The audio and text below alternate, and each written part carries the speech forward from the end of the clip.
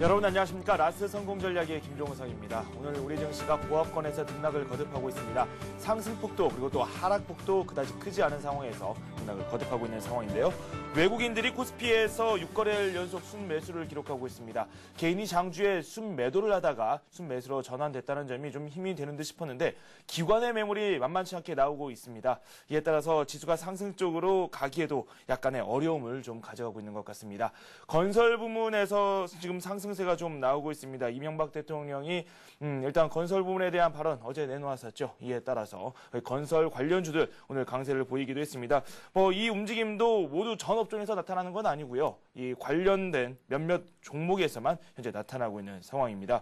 신고가를 기록하고 있는 종목들 계속해서 좋은 흐름을 보여주고 있습니다. 하지만 그 종목 수는 어제에 비해서는 좀 줄어든 듯한 모습을 보여주고 있습니다. 구체적인 소식은 잠시 후에 한번 살펴보도록 하고요. 먼저 스피드 종목 상담 참여하실 수 있는 방법 소개해드리도록 하겠습니다. 문자 남겨주시면 됩니다. 015-8500-1110번으로 본인이 보유하고 계시거나 아니면 앞으로 매수를 하고 싶으신 그 종목에 대한 질문을 남겨주시면 되겠습니다. 먼저 시황센터 연결해서 자세한 시황 알아보도록 하겠습니다. 김보람 캐스터와 함께합니다.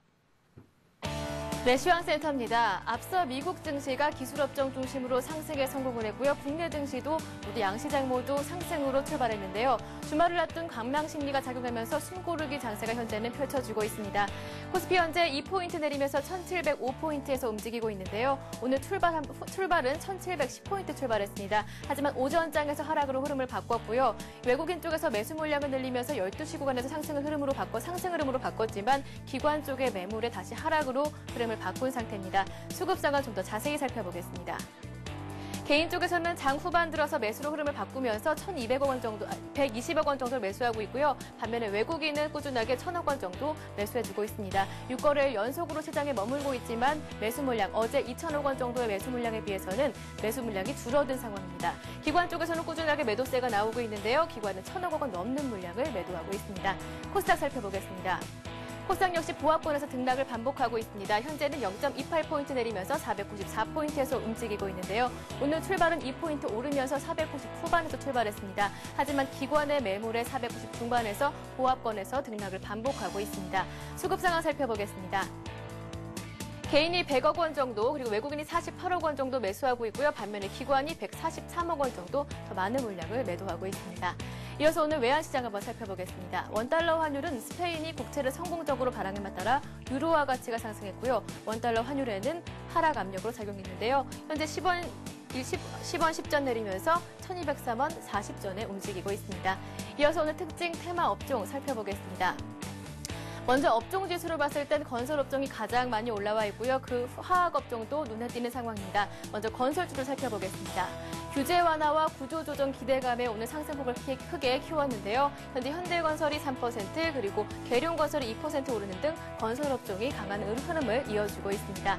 이어서 화학주들 살펴보겠습니다. 석유화학주들 꾸준히 외국인들이 매수하고 있고요. 증권가에서 실적 모멘텀까지 호평이 쏟아지면서 상승폭을 늘려가고 있는데요. 현재는 LG화학이 강보합에 움직이고 있고요. 금요석유가 5%, 한화케미컬이 3%에 움직이고 있습니다. 금호석유와 호남석유는 오늘 5%대로 상승하면서 52주 신고가 다시 쓰기도 했습니다. 반면에 오늘 월드컵 수혜주들은 다시 하락하고 있습니다. 어제였죠. 아르헨티나전 패배 이후에 낙폭을 늘렸는데요. 현재 하림이 3%, 마니커가 가장 큰 폭으로 내리고 있습니다. 7.5% 내렸고요. 하이템맥주가 1.6%, 리스터피자가 7.8% 내리면서 월드컵 수혜주들이 급락하고 있습니다. 반면에 국내 상장 중국 기업들은 오르고 있습니다. 증권가에서 중국 소비시장이 활성화될 것이라는 전망과 함께 실적 기대감에 오르고 있는데요. 현재 중국 식품 포장을 중심으로 큰 폭으로 오르고 있습니다. 중국 식품 포장이 7%, 차이나우런이 4% 오르면서 국내 상장 중국 기업들 강세를 이어가고 있습니다. 주식구간 현재 외국인들은 꾸준히 매수를 하고 있지만 매수폭은 줄어든 상황이고요. 외국인들은 대형주 그리고 화학, 전기전자 업종들을 중심으로 매수하고 있습니다. 지금까지 주식구간 시장 상황이었습니다. 네, 기관의 매물이 점차 늘어나고 있습니다. 그래도 개인이 장중에 매도를 하다가 매수로 전환이 됐다는 점이 시장에 좀 힘이 되고 있는 것 같습니다. 아직까지는 좀 불안한 흐름이 나오고 있습니다. 코스피가 지금 1700선을 장중에 위협받기도 했는데 그래도 1700선 무난히 지지하는 움직임을 보여줬습니다. 구체적인 시장 상황 더 알아보도록 하겠습니다. 대신증권 최시식 팀장 연결돼 있습니다. 안녕하십니까? 네, 안녕하십니까? 네, 1700선 그래도 잘 지지하고 있습니다. 오늘 특징 한번 점검해 보죠. 예, 오늘은 하루 종일 1700포인트 이상에서 약간씩 움직여주고 있습니다. 전일 장중에 고점을 돌파했으나 장 초반에는 1701포인트까지 약세를 보였지만 현재 1707포인트에서 움직이고 있습니다.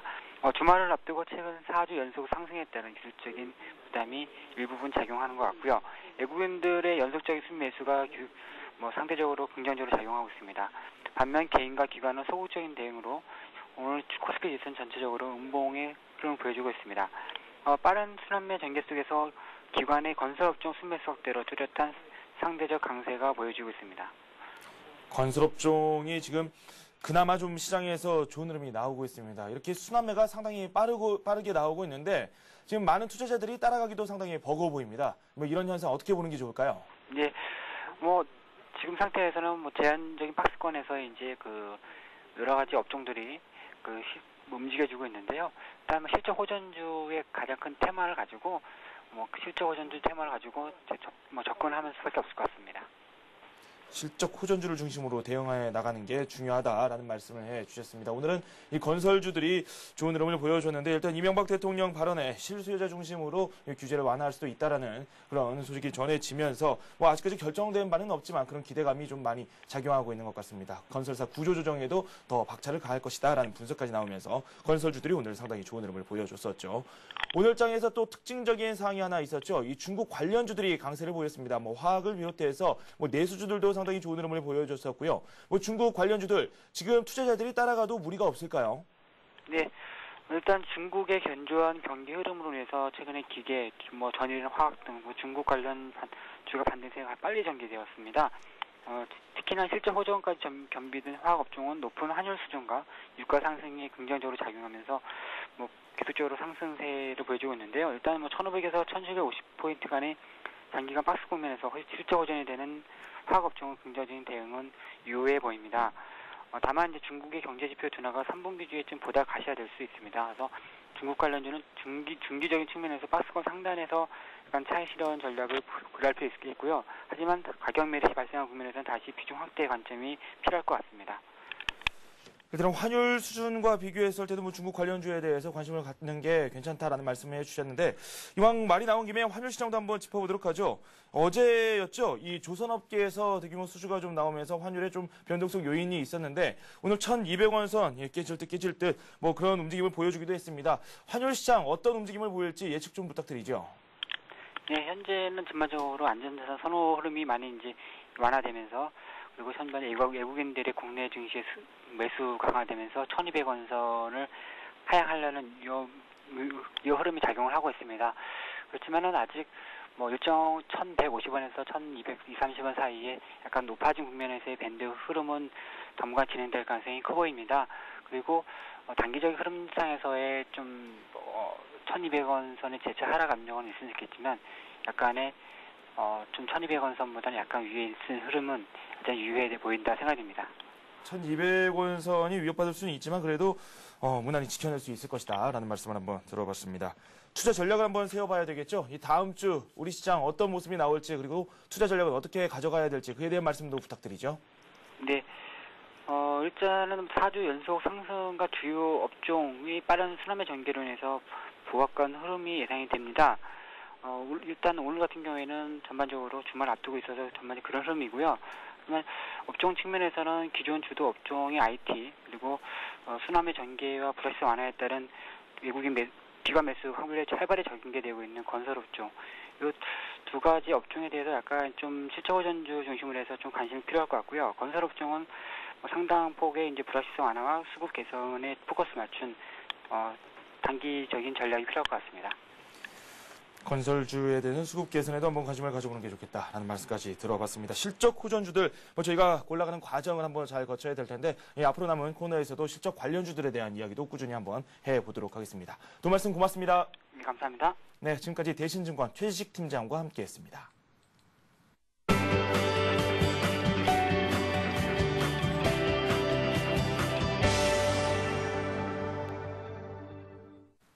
네, 오늘의 이슈 짚어보도록 하겠습니다. 하이투자증권의 김영진 부장 연결돼 있습니다. 안녕하십니까? 안녕하십니까? 네, 금요일이 됐습니다.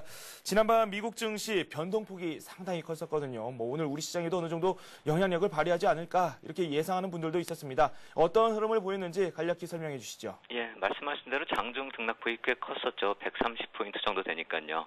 고용지표나 경기 선행지수 발표되면서 등락을 키웠지만 결국 또 보합권으로 마감하는 그런 모습이었습니다.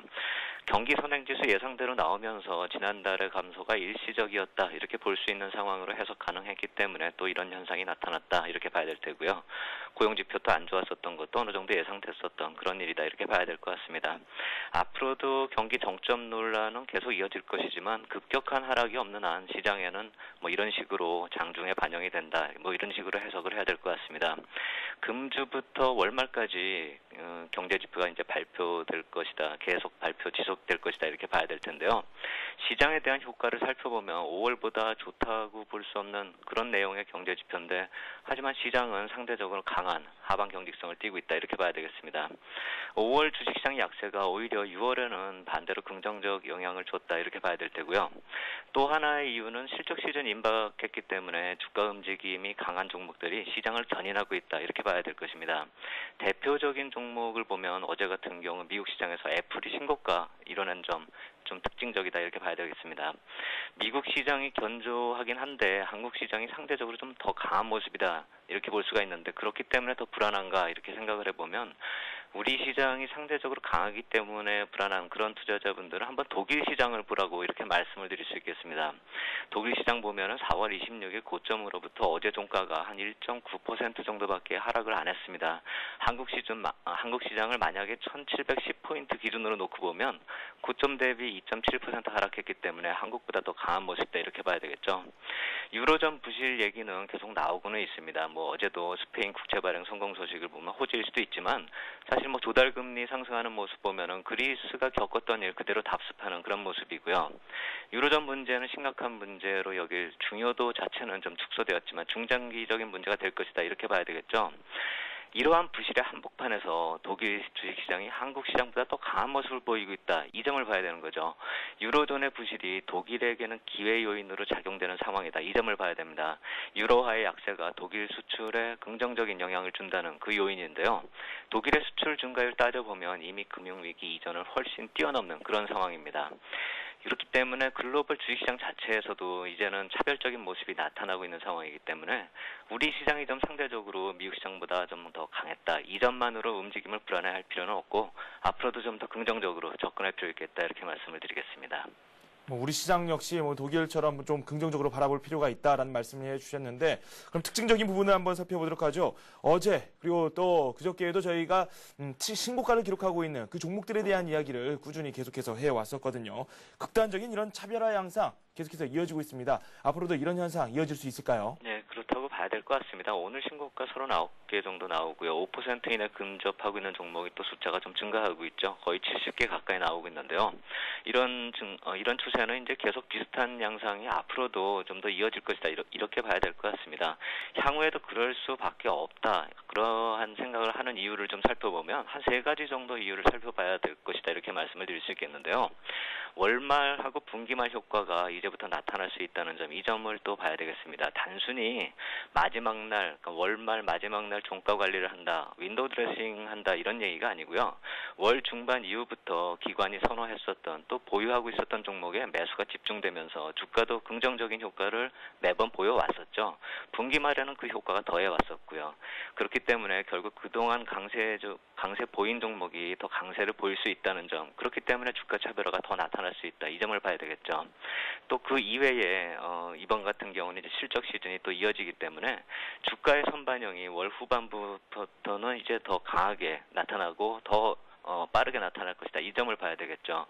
7월 중순부터 실적 발표가 좀 예정이 돼 있다 이렇게 봐야 될 텐데요. 물론 이제 삼성전자 같은 경우가 또 미리 발표를 하긴 하겠는데 보통의 경우 이제 7월 한 둘째 주부터 이제 실적 발표가 예정이 되겠죠. 주가는 그렇다면 오히려 이때부터가 아니라 6월 후반부터 7월 초에 강할 것이다. 이 점을 봐야 될 것입니다. 1분기 실적 장세 때도 마찬가지 상황이 났었고요. 종목도 그렇고 종합지수도 마찬가지였고요. 실적 발표 이전이 더 강하다. 있다. 이 점을 봐야 되겠습니다. 실적 시즌 진입 이전에 주가 상승세가 더 가속화된다는 이 점을 본다면 다음 주도 더 심해지고 더 이번 주하고 마찬가지 양상이 이어진다 이렇게 봐야 될 테고요. 다만 이제 그동안에 상승폭이 큰 주도주들 또 신고가 종목들 이제는 너무 많아졌다는 점에서 본다면 조정이 나타날 때 있다는 점, 그 점을 봐야 되겠습니다. 그렇기 때문에 주도주군 내 순환매와 또 업종 내 이등주의 상승도 이제부터는 관심 가질 필요 있겠다 이렇게 말씀을 드리겠는데 무엇보다도 실적이 가장 중요하다 이렇게 말씀을 드려야 되겠죠. 이등주라 하더라도 실적이 뒷받침 안 된다면 그 순환매가 또 영향이 없겠죠. 마지막으로 본다면 이제 프로그램 매수세 유입이 본격화되고 있다. 이 점을 봐야 되겠습니다. 6월 10일 선물 옵션 동시 만기 이후에 베이시스가 상당히 호전되어 있는 그런 모습인데요. 오늘도 마찬가지고요. 그렇기 때문에 만기 이후에만 8천억 정도의 프로그램 매수세가 들어왔고 오늘 같은 경우도 1,000억 정도 매수세가 들어왔습니다. 5월 말부터 순차익 잔고가 최고를 기록한 그 이후부터는 1조 2천억이나 들어왔습니다. 그렇다면 앞으로 최소한 8천억에서 많으면 한 1조 9천억까지도 유입이 가능하다 이렇게 볼 수가 있는데요. 그렇다면 당연히 시가총액 상위 종목이 수급에서 또 유리해질 수 있겠죠. 그렇기 때문에 지금 주도주군인 대형주 쪽으로는 이런 프로그램 매수가 풀리면서 다시 매도가 매수로 유입되면서 수급이 좋아질 수 있다는 이 점도 또 감안을 해야 됩니다. 이러한 요인들이 또 주도주 성격의 대형주 쪽으로 접근해야 되는 이유다 이렇게 말씀을 드릴 수 있겠습니다. 그렇군요. 저희가 그 주 초반에 이야기를 했을 때 목요일 이후에 장을 한번 잘 지켜봐야 된다 말씀을 해주셨는데 일단은 오늘이 금요일이고요. 다음 주 우리 시장을 좀 준비를 해봐야 되겠죠. 그렇다면 오늘 현재 시점에서 시장에 참여하는 거에 대해서는 어떤 의견을 갖고 계십니까? 예, 이번 주 후반 쪽이 좀 조정이 나타나기를 원했었습니다. 솔직히 말씀드려서 좀 더 싸게 살 수 있는 기회 그리고 좀 과열권에 들어간 신고가 종목들이 이번 주 후반에 좀 조정을 보였으면 참 매수 기회로 적절했을 것이다 이렇게 생각이 되는데 어떤 악재가 나타나도 시장 쪽에 반영이 안 되고 있는 미국이나 한국이나요. 한국 쪽은 뭐 특별히 악재는 없었지만 미국 쪽이 또 내리질 않았기 때문에 그런 기회가 오질 않고 있기 때문에 좀 매수 시점을 다음 주 초로 조금 더 기다려보는 것은 어떨까 이렇게 생각이 됩니다. 네. 조금 참아봐라. 다음 주 초로 미뤄라. 이렇게 말씀을 해주셨는데 그렇다면 일단은 뭐 오를 수 있는 재료가 있어야 될 거고 뭐 조정이 있기 위해서도 뭔가 재료가 있어야 될 텐데 저희가 살펴봐야 될 그런 모멘텀, 재료들이 어떤 것들이 있을까요? 예, 조금 더 기다려야 된다라고 말씀을 드렸었던 건 다음 주 일정을 놓고 봤을 때 그렇게 강하게 주초부터 상승을 이뤄낼 것이다. 이렇게 보기는 힘든 일정이다. 이렇게 봐야 되겠습니다. 경제 지표 일정을 놓고 보더라도 미국 쪽에서 보면 주 초반에 주택 지표가 또 나타날 텐데요. 그 주 초반의 주택 지표가 과연 얼마나 시장 쪽에 악영향을 미칠지 좀 관찰할 필요 있어 보입니다. 금주에 나타났었던 경제 지표하고 그로 인한 시장의 반응을 봤을 때 설사 안 좋은 수치가 나와도 시장에 큰 영향은 없겠지만 심리적으로 약간 좀 부담이 가는 그런 모습이기 때문에 크게 상승하는 그런 모습은 나타나기 힘든다 봐야 되겠죠. 그렇기 때문에 일단은 조금 더 기다릴 필요가 있다 이렇게 말씀을 드리는 것이고요. FOMC 금리 결정도 목요일에 예정이 되어 있죠. 이번 주에 발표된 물가 지표하고 지난주에 베이지북 내용을 감안하면은 다음 주에 이런 금리 결정에서 또 악재가 나올 그럴 문제는 아니다 이렇게 생각이 됩니다. 하지만 투자 심리적으로 또 어느 정도 영향을 미칠 수 있기 때문에 이 역시 마찬가지로 주 초반에 강세를 보인다 이렇게 보기 힘든 요인이다 이렇게 봐야 되겠죠. 국내 문제로 보면 화요일에 이제 MSCI 편입 문제는 이번 주 어느 정도 대강 결론이 났다 이렇게 봐야 되겠죠. 그렇기 때문에 불확실성이 미리 해소되었기 때문에 불안 요인으로 볼 이유가 없고 아예 재료에서 빼버려야 되겠다 이렇게 생각이 되고요. 주 후반으로 가면은 경제 지표 쪽에서 약간 좀 기대해 볼 만한 게 미국의 소비자 심리나 한국의 소비자 기대 지수 또 발표가 있습니다. 주 후반에 소비 지표가 이제 계속 경제의 활력을 불어넣을 수 있을지 이 점 또 중요하게 봐야 될 거고 다음 주에는 이제 주 후반 쪽이 오히려 기대가 한다 이렇게 말씀을 드리겠습니다. 그렇기 때문에 다음 주 초에 조정이 만약 나타난다면 그때가 매수 기회다 이렇게 봐야 되겠고요. 주 후반 그 민간 지표 놓고 봤을 때 소비자 지표요. 본격적으로 이제 회복 기미가 민간 지표 쪽에서 나타나지 않은 상황이기 때문에 이 소비 지표의 유지 계속 어느 정도의 유지를 하면은 중요한 의미가 되고 또 시장에 좀 긍정적인 효과가 나타날 것이다 이렇게 봐야 되겠습니다. 그 이외에 좀 안 좋은 쪽을 살펴본다면은 자꾸 중국 쪽에서 나오는 이제 긴축하고요 위안화 절상 관련 문제가 자꾸 얘기가 나오고 있는데 그 점을 제외한다면 전반적으로 다음 주는 시장의 불안 요소로 등장할 것이 없고 만약 주 초에 조정이 나타난다면 매수의 기회로 삼는 긍정적인 접근이 가능한 시기다 이렇게 말씀을 드리겠습니다. 네, 뭐 저희가 다음 주 초에 조정이 일어나길 바라는 건 아니지만 그때 상황이 되면 또 저희가 그 현상에 대해서 자세한 분석을 한번 내리는 시간 갖도록 하겠습니다. 이렇게 해서 오늘의 이슈 한번 자세히 살펴봤습니다. 도 말씀 고맙습니다. 감사합니다. 네, 지금까지 하이투자증권의 김영진 부장과 함께했습니다. 이번에는 수급 한번 짚어보도록 하죠. 이 외국인과 개인이 시장을 주도하고 있습니다. 기관의 매물이 심심찮게 나오고 있는 상황이고요. 프로그램 쪽에서는 매수세가 유입되고 있습니다. 2천억 원 가까운 매수 규모가 현재 관측이 되고 있습니다. 자세한 상황 알아보죠. 동양종금증권의 최일종 팀장 연결되어 있습니다. 안녕하십니까? 네, 안녕하십니까? 네, 외국인과 개인의 동반 순매수가 나오고 있고 개괄적인 수급 상황 짚어보도록 하죠. 네, 그렇습니다. 오늘 우리 증시 보합선에서 계속해서 등락을 반복하는 혼조세 모습을 미국 증시에 이어서 그대로 이제 답습하고 있는 그러한 상황이 아닌가 이렇게 볼 수 있겠는데요. 이러한 부분은 이제 박스권 상단부라는 인식, 이러한 부분이 좀 강하게 적용이 되고 있는 것 같고, 추가적으로 지수를 상승시키기 위해서는 이제 모멘텀이 이제 제공이 돼야 되는데, 이 모멘텀이 현재로서는 부재한 상황이고요. 이러한 상황에서 외국인들의 순매수 그리고 프로그램 순매수 흐름만 의존하면서 지수를 간신히 보합선에서 이제 지지를 해주는 그러한 모습의 흐름이 나타나고 있다라고 정리를 해볼 수 있을 것 같습니다. 오늘 수급 동향을 살펴보게 되면 외국인들 970억의 순매수 흐름을 보이고 있고요. 개인 쪽에서는 150억, 기관 쪽에서만 지금 대규모 매도가 나오고 있습니다. 1110억의 순매도 흐름이 나오고 있고요. 코스닥 시장 외국인들 42억의 순매수 흐름 보이고 있고 개인들도 역시 순매수 110억 가량의 순매수 흐름 보이고 있고요. 기관 쪽에 여전히 매도를 하고 있습니다. 140억 가량의 순매도하는 그런 모습을 보여주고 있습니다. 구체적으로 어떤 종목들이 오갔는지도 한번 살펴봐야 되겠죠. 외국인들이 삼성전자 어제 이어서 오늘도 매수를 하고 있네요. 네, 그렇습니다. 오늘 외국인들이 지금 순매수하고 있는 종목들, 전기전자 쪽에서는 두 종목이 들어와 있는데, 전일에 이어서 하이닉스 그리고 삼성전자를 대규모로 순매수하는 모습을 보여주고 있고요. 거기에 또 현대건설도 상당히 좀 매수를 많이 하고 있습니다. LG 디스플레이와 현대모비스까지 순매수를 계속해서 확대하는 그런 모습을 보여주고 있고요. 매도하는 종목들 같은 경우는 이제 여전히 KB금융이 1순위입니다. KB금융, 현대차 그리고 대한항공, GS건설, 기아차까지 순매도하는 모습을 보여주고 있습니다. 반대로 기관 쪽의 지금 매수 흐름을 보게 되면은 대체적으로 이제 종목들 위주로 해가지고 몇 종목만 이렇게 대규모로 순매수하는 모습을 보여주고 있는데요. 현대제철과 현대건설, 삼성 SDI, 하나케미칼, GS건설까지 순매수폭을 확대하는 그런 모습을 보여주고 있습니다. 아울러 매도하는 종목들인데요. 기관들이 매도하는 종목들 여기에도 KB금융이 1순위로 올라와 있습니다. KB금융을 포함해서 포스코와 현대차 그리고 LG 디스플레이, SK에너지를 순매도하는 모습을 보여주고 있습니다. 아울러 이제 외국인과 기관들 동시 순매수하는 종목들을 살펴보게 되면은 하이닉스와 현대건설, 삼성 SDI, 삼성전기, 한진해운 순으로 순매수를 동시에 이렇게 확산하는 그러한 모습을 보여주고 있습니다. 네, 이번에는 이번 주에 저희가 살펴봤었던 이 관심 종목들 한번 짚어봐야 되겠죠.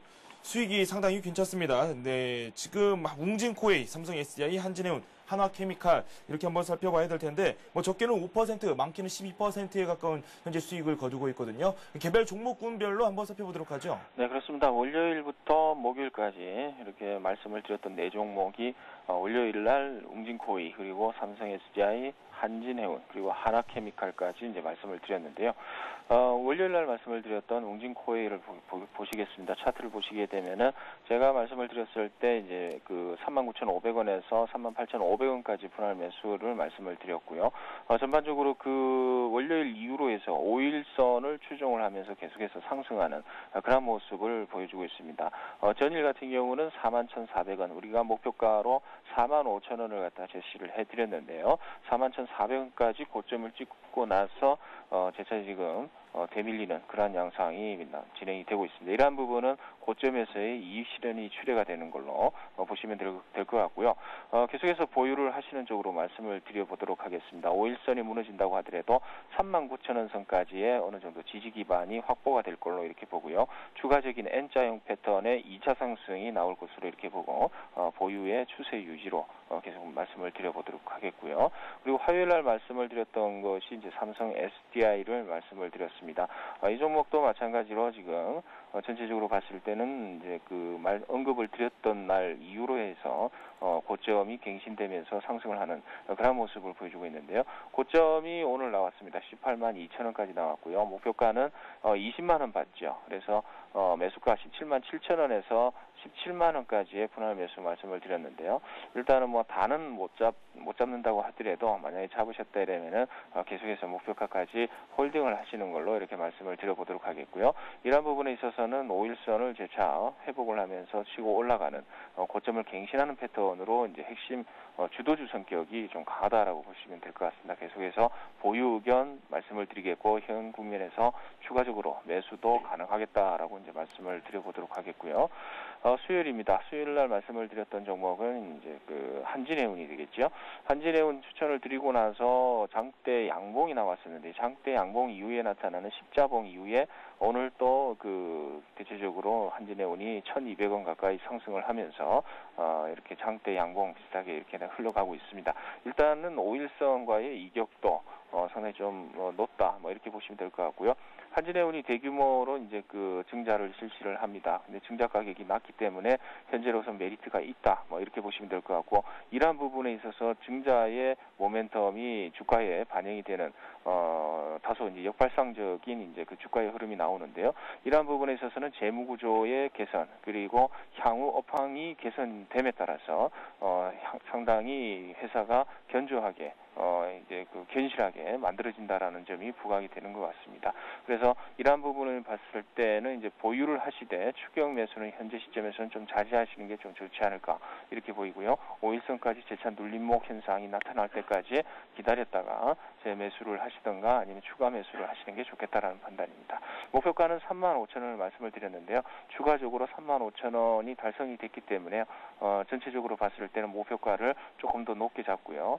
흐름상을 봤을 때는 한 36,500원 정도까지 한 번 더 목표가를 설정을 해보도록 하겠습니다. 그리고 한화케미칼을 전임을 말씀을 드렸는데요. 오늘도 여전히 강세입니다. 요즘 시장 트렌드가 대부분 강한 종목이 계속해서 강한 그런 모습을 보여주고 있는데 아까 말씀을 드린 한진해운도 마찬가지고 한화케미칼도 마찬가지 모습입니다만은 최근에 시장에 부각이 되고 있는 금호석유 같은 경우도 상당히 계속해서 강하게 움직이는 그런 모습을 보여주고 있다라는 점에서 시장의 트렌드는 이러한 강세 종목으로 여전히 강하게 올려붙고 있다. 이렇게 보시면 될 것 같습니다. 따라서 이 종목 같은 경우는 이제 17,000원에서 17,800원까지 분할 매수를 말씀을 드렸고요. 그리고 추격 매수는 좀 자제하시라고 말씀을 드렸는데 일단 목표가가 25,000원을 설정을 해드렸습니다만은 현 시점에서는 이제 추격 매수는 좀 자제하시는 쪽으로 그리고 매수가가 17,000원에서 17,800원이라고 말씀을 드렸는데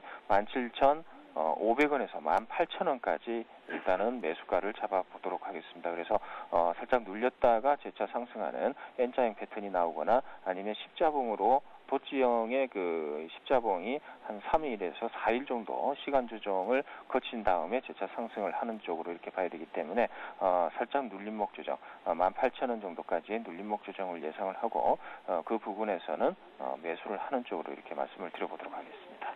네, 한진해운 같은 경우는 상당히 강한 흐름이 나왔고 이번 주에 살펴봤을 때 10% 넘는 그런 수익을 거두기도 했습니다. 이렇게 네 종목 저희가 빠르게 살펴봤습니다. 두 말씀 고맙습니다. 감사합니다. 네, 지금까지 동양종금증권의 최일종 팀장과 함께 오늘의 수급 상황도 짚어봤습니다.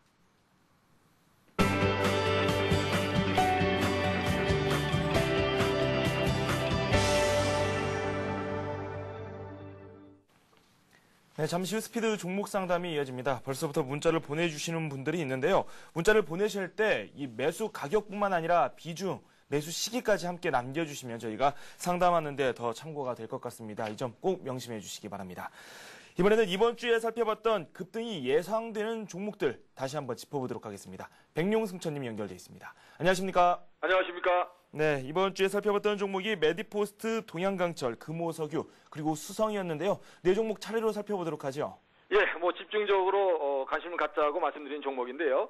자, 메디포스트는 그 연골 재생 치료제 카디스템의 상업화가 근접했다는 그런 평가가 나오고 있는 회사고요. 최근에 몇 년 동안 그 고점으로 작용하던 그런 가격대를 가볍게 돌파하고 있다는 점에서 주목을 해야 된다는 말씀을 드릴 수 있겠고요. 현재 구간에서도 3만 원의 지지가 되는 모습이기 때문에 보유가 유효하지 않나 생각되고, 지난번 그 3만 1,000원 정도에서 매수로 말씀을 드렸고요. 4만 원 정도의 목표가를 제시해드렸는데 추세가 아주 강하게 살아있는 그런 모습이기 때문에 현재 구간에서도 그대로 보유 전략이 좋아 보인다는 말씀을 드리고요. 현재 구간에서 일단 그 3만 원을 지지로 보면서 지지 라인을 좀 더 끌어올려서 대응을 해보자는 말씀을 드리고, 물론 직전 고점인 34,750원 돌파에 실패한다면 단기간에는 이 가격을 또 넘어가기 어렵다 이렇게 볼 수 있고, 그런 부분에서 단기 차익 실현에 나서는 전략도 괜찮아 보이는데요. 그러나 현재 흐름은 22선이 좀 다소 멀리 떨어져 있는 상황이기 때문에 조정을 보이는 그런 모습이라고 볼 수 있고, 상승 추세에 대해서는 훼손되지 않은 모습이기 때문에요. 메디포스트는 그대로 보유 전략으로 다음 주에도 한번 고점을 돌파하는 이런 흐름이 기대가 된다고 말씀을 드리겠고요. 다음으로는 그 동양강철인데요. 동양강철은 최근에 삼성중공업과 그 LNG 선박에 들어가는 그런 그 저장 탱크를 알루미늄으로 만든다는 이런 것을 좀 개발을 해가지고 향후 여기서 대규모 매출이 발생하지 않을까 이런 기대가 되고 있고요. 특히 동양강철은 국내 알루미늄 업계에서 1위 업체라는 점에서 주목을 해야 되는 회사라고 말씀을 드릴 수 있겠는데요. 향후 고속철이라든가 또는 차량 경량화, 그리고 LCD TV에 들어가는 프레임이라든가 이런 부분이 매출을 견인할 거로 보이고요. 방금 전에 말씀드린 이런 LNG에 들어가는 그런 그 저장 용기도 알루미늄으로 바꾼다면 파급력이 굉장히 클 거로 장기적인 성장성을 갖출 거로 예상되기 때문에 전 고점을 돌파가 기대된다 이 말씀을 드렸고, 역시 역사적 고점에 도전하는 6,600원을 그 지지라인 그 목표가로 말씀을 드렸고요. 지지라인을 3,800원 정도로 제시해 드렸는데 지지라인 위에서 주가가 형성되고 있기 때문에 현재 구간에서는 여전히 저점 매수로 대응해도 무방하다는 말씀을 드리겠고요. 자, 목표가는 다소 높게 6,600원의 목표가를 그대로 유지한다는 말씀을 드리고, 향후 실적 호전에 따른 기대가 되는 종목이라는 점에서 지속적인 관심이 필요하다고 말씀을 드리겠습니다. 다음은 그 금호석유인데요. 금호석유는 매수에 실패한 종목이죠. 큰 폭으로 오르는 중에 좀 조정할 때 사자고 말씀을 드린 종목인데 조정에 들어오지 않고 바로 그냥 뻗어 올라서 그 5일선 지지를 받으면서 올라가는 모습이기 때문에요. 정말 그 급등하는 모습이 이어지고 있고, 목표가로 7만 원을 제시해드렸는데요. 목표가는 그대로 유지한다는 말씀과, 혹시 조정이 들어오면 4만 5천 원 부근, 현재 추격 매수는 좀 다소 역시 부담가기 때문에 눌러주면 한 4만 5천 원 부근에서 매수하자는 말씀을 드렸는데요.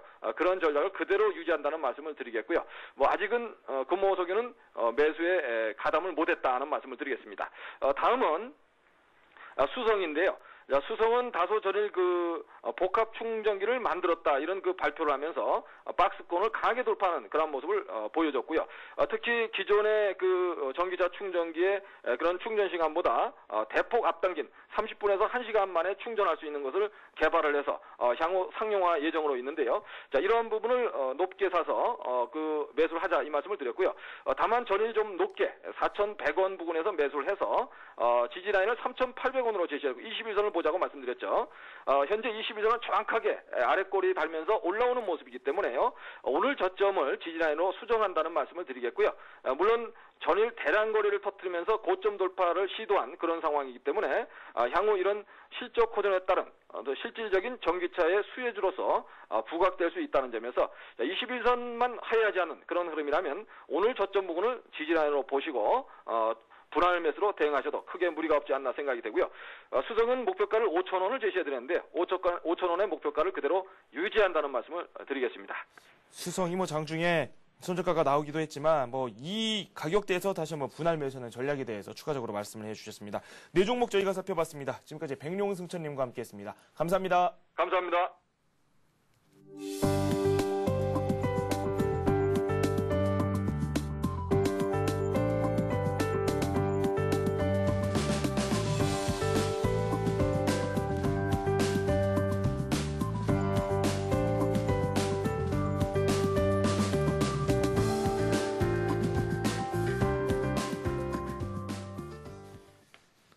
네, 스피드 종목 상담 시작하도록 하겠습니다. 여러분께서 문자를 많이 보내주고 계시는데요. 015-8500-1110번으로 문자를 남겨주시면 되겠습니다. 여러분께서 직접 참여하실 수 있는 코너라는 점 다시 한번 명심하시기 바랍니다.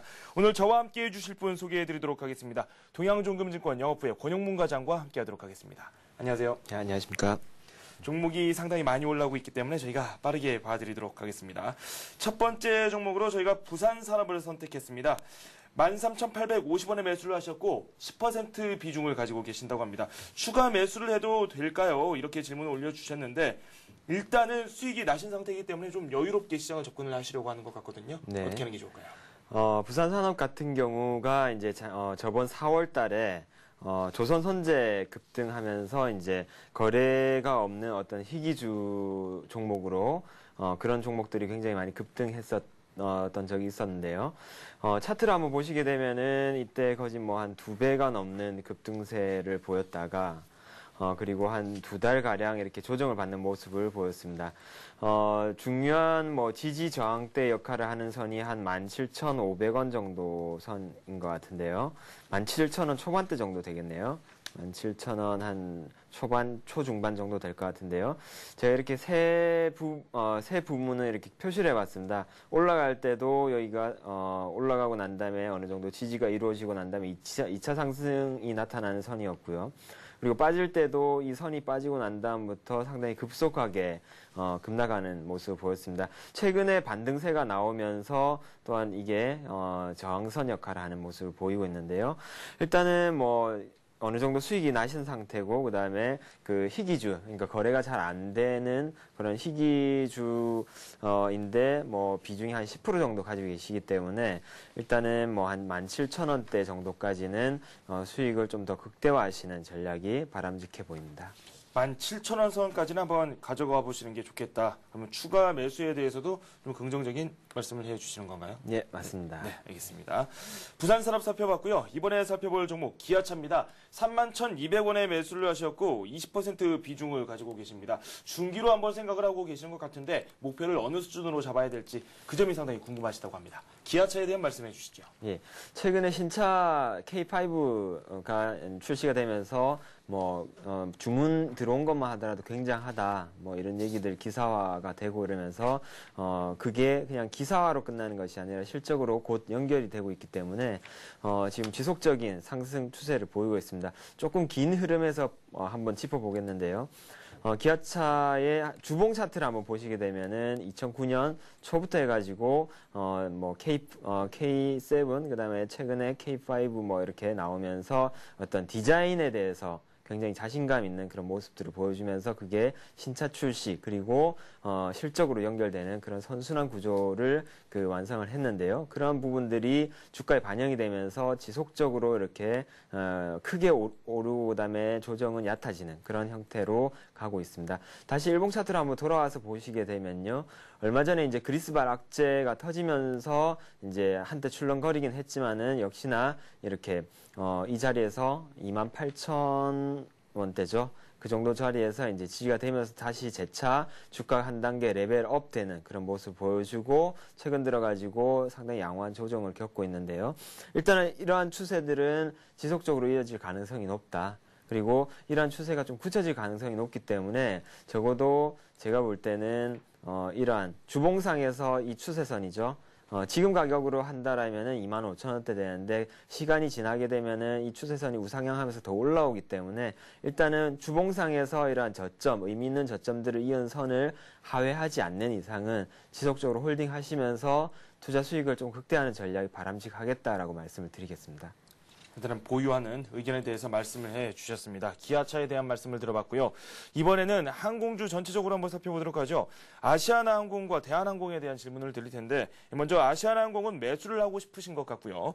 그리고 대한항공에 대한 질문은 이렇게 올라왔습니다. 74,200원에 매수를 하셨고 30% 비중을 가지고 계십니다. 대한항공부터 말씀을 드리고 아시아나항공 매수를 해도 되는지 그 부분도 한번 살펴보죠. 예, 대한항공부터 한번 보시겠는데요. 대한항공 같은 경우는 이제 유가라는 키포인트와 그다음에 환율이라는 키포인트 두 가지를 절대 놓고 보실 수가 없는 종목입니다. 최근 들어서 유가는 상당히 안정적으로 움직이고 있고요. 그다음에 환율이 최근 들어서 뭐 이렇게 좀 급등했다가 다시금 또 이렇게 안정세로 돌아서는 모습을 보이고 있습니다. 그러면서 5월 말에 이제 그런 부분들이 반영이 되면서 한때 좀 출렁거리긴 했지만은 그 작년 말부터 해서 올라오는 이런 의미 있는 저점대를 이은 이 지지선을 깨지 않고 다시 재차 한 단계 주가는 고점을 돌파하는 모습을 보여주고 있습니다.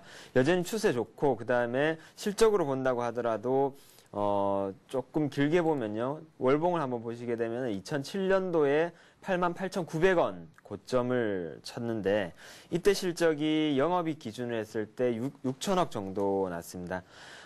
올해 같은 경우는 1분기 실적까지만 발표가 된 상황인데요. 1분기 실적 기준으로 했을 때 분기별 실적으로 쭉 똑같다라고 봤을 때 올해 실적이 한 9천억 정도 영업이익이 난다라고 본다라면은 적어도 가격이 한 9만 원 후반대까지는 갈 수 있는 여력이 있지 않을까 그렇게 판단이 되고요.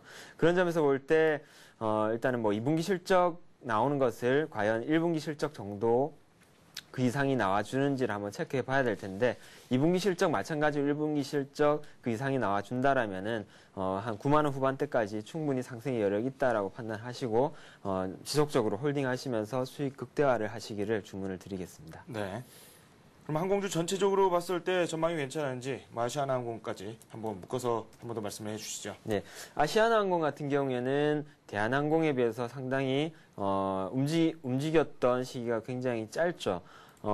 특히나 이제 아시아나항공 같은 경우는 금호그룹 리스크 때문에 올해 3월 달까지는 별다른 모습, 탄력적으로 움직이지 않는 모습을 보여주었습니다. 근데 4월 달 들면서 이제 굉장히 대한항공보다 훨씬 더 강한 탄력적인 움직임을 보여주고 있는데요.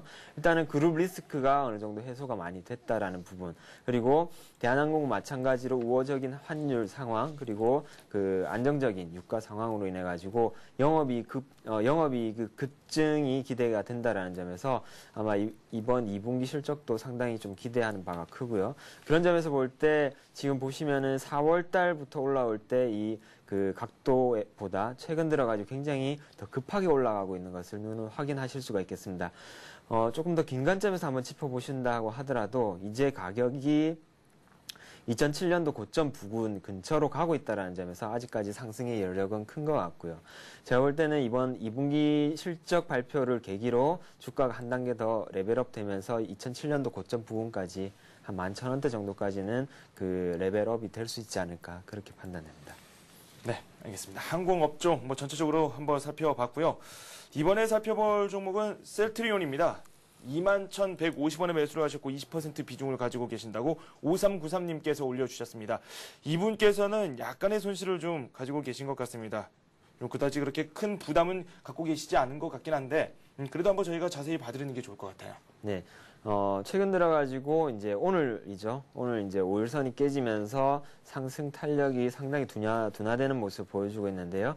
일단 단기적으로 본다라면은 지지될 수 있는 선을 이렇게 한번 보면 어떨까 싶습니다. 두 번의 저점, 쌍바닥 형태를 띠고 반등이 나왔었던 점을 잊게 되면은, 지금 가격 기준으로 해서 봤을 때 한 22,200원 정도, 그러니까 2만 원대 초반 정도 되면은 일단은 한번 지지가 될 수 있는 흐름이 나오지 않을까, 그렇게 판단이 되고요. 그리고, 그 가격이 지지가 되고, 그 다음에 다시 재차 상승했을 때는 한 단기적으로는 22,300원 정도 선까지는 네. 상승의 여력이 있겠다라고 판단이 되고요. 셀트리온도 마찬가지로 실적 여전히 꾸준히 좋게 나오고 있고, 그다음에 어떤 바이오 산업 쪽에 속해 있기 때문에 좀 성장성까지 기대해봐도 되는 상황이다라는 점에서 긍정적으로 봐도 무방하지 않겠느냐 그렇게 판단이 됩니다. 비중 같은 경우는 어떻게 보고 계십니까? 20%를 현재 가지고 계시는데 20% 정도면은 셀트리온이 또 코스닥의 그런 아주 작은 스몰캡 종목도 아니고 그다음에 실적이 뒷받침되는 종목이고요. 그다음에 바이오주 중에서도 상당히 성장성이 있는 종목이기 때문에 오히려 비중이 한 5% 정도, 5% 내지 10% 정도는 더 늘리셔도 무방하리라 생각됩니다. 그러면 약간 손실이 있으시기 때문에 오늘 같은 경우도 1.1% 내리고 있고 이런 조정을 또 매수 기회로 삼는 것도 좋겠네요. 네. 매수는 앞서 말씀드렸다시피 한 2만 200원대 정도 네. 까지 하락 시에는 추가적으로 비중을 좀 더 늘리시기를 권해드리겠습니다. 네, 알겠습니다. 셀트리온에 대한 말씀 들어봤고요. 이번에는 금호전기 한번 살펴보도록 하죠. 이분께서는 57,700원에 매수를 하셨고 30% 비중을 가지고 계신다고 합니다. 금호전기가 오늘 1.1% 오르고 있고 46,700원 선을 기록하고 있습니다. 손실이 좀 있으시거든요. 예. 금호전기는 상당히 지금 중요한 자리라고 판단이 됩니다. 오늘 네. 그 문자를 잘 주신 것 같고요. 지금 5월달 들어서 고점, 6만 원 고점을 치고 난 다음에 이제 급속히 빠졌었죠. 급속히 빠지고 난 다음에 이제 반등이 나왔었는데 반등의 세기가 하락할 때 세기보다 상당히 약한 것을 보실 수가 있겠습니다. 재차 빠지는 모습을 보여주었고 그다음에 다시 반등이 나와도 이평선 저항을 맞고 다시 내려가는 그런 모습을 보이고 있습니다. 하락의 이유가 하반기에 공급 과잉에 대한 우려 얘기들이 나오게 되면서 빠지게 됐는데요. 그렇다면은 과연 그 하반기 공급 과잉이 가시적으로 나타날 것이냐 안 나타날 것이냐가 일단 중요할 것 같고요. 그게 차트상에 먼저 반영이 돼서 나올 것 같습니다. 그런 점에서 봤을 때 일단은 제가 지지될 수 있는 선을 한번 중요한 기준이 될 수 있는 선을 그어봤는데요. 한 46,650원 정도. 그러니까 전일 저점이죠. 그 저점을 깨고 하회한다라면은 일단은 하락 N자의 패턴으로 한 단계 더 레벨 다운될 수 있다라는 점을 감안하셔가지고 그렇게 된다라면은 한 4만 원대까지는 추가적으로 하락을 할 수 있을 것이라고 생각됩니다. 그래서 가지고 있는 비중을 만약에 46,650원이 깨진다라면은 일단 비중을 대폭적으로 좀 축소하시기를 말씀을 드리겠습니다. 네, 알겠습니다. 금호전기 상당히 중요한 시기에 문자를 주셨다고 말씀을 해주셨는데 말씀하신 대로 한번 따라서 해보시는 것도 좋을 것 같습니다. 이번에 저희가 살펴볼 종목은 현대모비스입니다. 모비스 매수하신 가격이 19만 6천 원을 매수를 하셨고 비중 100% 비중을 가지고 계십니다. 추가로 자금이 생길 곳이 있는 것 같습니다. 추가적으로 매수를 좀 하고 싶으신데 이에 대해서 어떻게 생각하시는지 의견을 듣고 싶다고 문자를 보내주셨습니다. 네, 현대모비스 같은 경우가 완성차 업체인 기아차라든지 그리고 현대차보다도 더 좋은 사업 구성을 가지고 있습니다. 왜 그러냐면은 완성차 업체들 같은 경우에는 신규 시장, 중국 시장이라든지 인도 시장, 그다음에 미국 시장, 유럽 시장 이렇게 나아갈 때 차를 많이 팔기 위해서는 마케팅비가 동반해서 따라갈 수밖에 없습니다. 신차를 출시를 하고 그다음에 차가 많이 팔리는 것도 좋지만은 그에 따른 마케팅 비용도 무시할 수가 없는 부분인데요. 현대모비스 같은 경우에는 신규 시장에 이제 현대기아차가 많이 팔리기 시작하면은 일단은 깔려져 있는 차량을 바탕으로 해서 계속적으로 이렇게 차량 정비라든지 보수라든지 이런 부분들이 일어나기 때문에 특별한 마케팅 증가 없이 지속적으로 수익을 낼 수 있는 그런 비즈니스 구조를 가지고 있습니다. 그렇기 때문에 완성차 업체인 현대차, 기아차보다도 훨씬 더 좋은 사업 구조를 가지고 있다라고 생각하시면 되고요. 최근에 단기적인 흐름 자체가 굉장히 좋았습니다. 차트 흐름을 한번 보시게 되면요. 4월달 들어가지고 이제 고점 돌파하는 모습을 보여주었고 최근 들어서 그러한 상승의 흐름이 더 가속도가 붙어서 더 좋아지고 있는 모습을 보여주고 있습니다. 여전히 현대차, 그다음에 기아차 해외 시장에서 많이 팔리고 있고 그다음에 특히나 기아차 같은 경우에는 K7을 비롯해서 앞서도 말씀드렸다시피 K5 지금 주문을 넣어도 몇 달 후에나 받을 수 있다고 그러니까 그런 점들을 감안을 할 때 지속적으로 그게 주가에 반영이 되면서 앞으로 계속적으로 이런 상승 추세는 훨씬 더 이어질 것이라고 판단이 되고요. 오히려 완성차 업체들 주가가 좀 꺾인다고 하더라도 현대모비스는 내려갈 때는 좀 적게 꺾여서 내려갈 수 있다는 점에서 상당히 저도 굉장히 좋게 보고 있습니다. 일단은 지속적으로 홀딩하시기를 말씀을 드리겠고요. 네. 지금 월봉 차트에서 보시다시피 2009년도부터 상당히 큰 상승의 흐름을 보여주었고 그다음에 횡보하는 모습을 보여주었습니다. 그다음에 최근 들어가지고 그 사상 신고가가 나면서 이제 이전보다도 더 탄력적인 모습을 보여주고 있는데요. 제가 볼 때는 지속적으로 2분기 실적, 3분기 실적, 4분기 실적 좋아질 것 같습니다. 특별한 환율 변수라든지 이런 부분들이 없을 때 좋아질 것 같은데 일단은 그런 실적 부분들만 체크를 하시면서 지속적으로 홀딩하시고 중간에 눌림목 조정이 나온다라면 비중을 좀 더 늘리셔서 가져가시라는 말씀을 드리겠습니다. 중간에 일단 조정시 매수, 예, 항상 뭐 정석 같은 표현이죠. 조정시 매수. 그렇다면 현 시점에서는 매수를 하기보다는 조금 더 기다리는 자세가 필요하다는 뜻으로 해석할 수 있겠나요? 일단은 뭐 어제 큰 상승폭이 나왔었고요. 그다음에 네. 오늘 이제 조정인데 제가 볼 때는 지금까지의 흐름을 보면은 한 21선 부근에서 항상 반등세가 나왔기 때문에 한 그 정도 선에서는 나누어 산다라고 생각하시면은 뭐 매수하시는데 큰 부담이 없지 않을까라고 생각됩니다. 네, 이제 빠르게 한 종목 더 살펴보도록 하겠습니다. 부광약품에 대해서 문자가 또 들어왔습니다. 지금 두 분께서 보내주셨는데 일단 부광약품을 12,900원에 매수를 하셨고 비중이 70% 가지고 계신 분이 계시고 그리고 14,100원에 매수를 하셨고 비중 50%입니다. 이렇게 각기 다른 매수 가격과 비중을 가지고 계시는데 일단은 현재 상황과 좀 비교를 해서 부광약품 전망에 대한 자세한 이야기를 좀 해주시죠. 예. 부광약품이 올해 4월달 들어서 상당히 탄력적인 모습 보여주었는데요. 탄력적인 모습의 그 배경에는 외국 제약사와 그다음에 합병을 한다 이런 얘기들이 나오면서 주가에 반영이 되면서 탄력적인 모습 보여주었었는데 그게 무산이 되면서 이제 5월 들어서 급락의 흐름을 보여주었습니다. 상당히 큰 폭의 하락세를 보여주었죠. 그렇죠. 거진 18,000원대에서 최저가가 12,000원까지도 깨지는 그런 흐름을 보여주었는데요. 일단은 이 회사 같은 경우가 최근에 실적 부분을 볼 때도 신규 품목 출시로 인해서 올해 실적도 매출액 성장이 예상이 되고요. 그다음에 최근 들어가지고 정부가 이제 그 리베이트를 규제를 하고 있죠.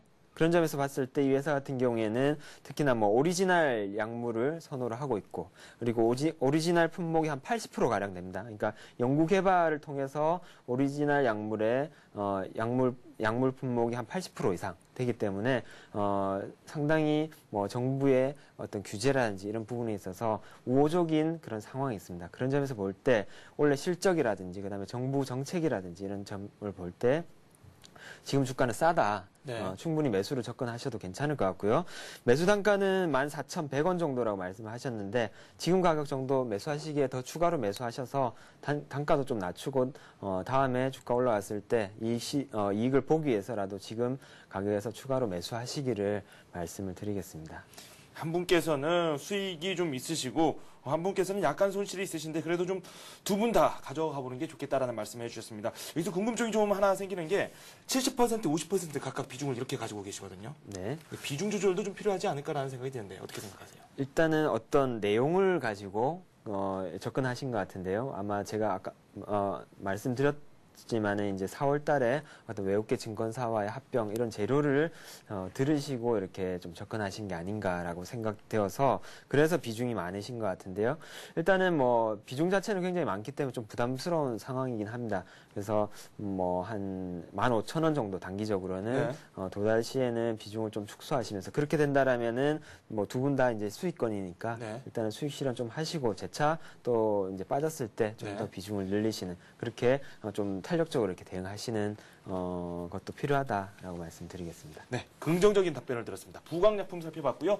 이번에는 관심 종목을 한번 살펴봐야 되겠죠. 어떤 종목을 준비하셨는지 들어보도록 하겠습니다. 네, 자동차 부품업체를 준비를 했습니다. 화신이라는 종목이고요. 크게 세 가지 포인트에서 봤을 때 이제 이 회사를 사야 된다라는 관점입니다. 첫 번째로는 그 이 회사 실적입니다. 원래 예상 실적 기준으로 했을 때 퍼가 한 5배에서 한 6배 정도밖에 되지 않습니다. 극단적인 저평가 상태라고 봐지는데요. 또한 이러한 실적이 향후에도 계속 이어질 것이라고 판단이 됩니다. 현대 기아차의 판매 실적 향상에 따라서 이 회사가 이제 부품을 납품하고 있기 때문에 수혜를 그대로 받을 수 있다라는 점이 두 번째 관전 포인트고요. 세 번째로는 중국이라든지 인도에 이 회사가 가지고 있는 자회사의 실적이 굉장히 많이 좋아졌습니다. 이 자회사 실적은 결국 지분법 이익으로 돌아오게 되는데 그러한 지분법 이익까지 가세했을 때 원래 실적이 상당히 기대가 된다라는 점에서 아마 조만간에 전고점 뚫고 신고가를 갱신하지 않을까라고 기대해 봅니다. 차트 보시면서 매수가, 목표가, 손절가를 말씀을 드리겠는데요. 지금 보시는 차트는 화신의 일봉 차트입니다. 최근 들어가지고 12,550원, 저번 달이죠. 12,550원 고가를 찍고 난 다음에 이제 양원 조정을 거쳤습니다. 최근 들어가지고 다시 또 탄력적인 모습 보여주면서 12,550 전고점 돌파하려는 시도가 나타나고 있는데요. 일단은 오늘 뭐 어제까지 오른 거에 대한 그런 부담으로 인해서 오늘 좀 쉬는 모습을 보여주었고요. 그런 점에서 매수가는 한 10일 이평선 정도가 있는 11,250원 정도, 다음 주 초 정도에 만약 이 가격에 도달한다라면은 적극적으로 매수하시라는 말씀을 드리겠고요. 목표가로는 13,000원 정도까지는 일단 단기적으로 가능하겠다. 정고점을 뚫는 수준이죠. 13,000원 정도까지는 보유를 하시라는 말씀을 드리겠고요. 손절가로는 전저점 부근인 1,300원 정도가 깨진다라면은 어떤 2분기 실적이 좀 안 좋게 나온다라든지 어떤 그런 부분들이 생길 수 있기 때문에 1,300원이 깨지지 않을 시에는 제가 제시해드렸던 11,250원에 보유를 하셔가지고 한 13,000원 정도까지는 이익 실현하시라는 말씀을 드리겠습니다. 네, 지금까지 동양정금증권 권용문 과장과 함께 관심 종목 화신까지 살펴봤습니다. 감사합니다. 네, 감사합니다. 네, 1부 순서 여기서 접도록 하겠습니다. 잠시 후 2부에서 자세한 소식 엮어서 드리도록 하겠습니다. 본 말씀 감사합니다.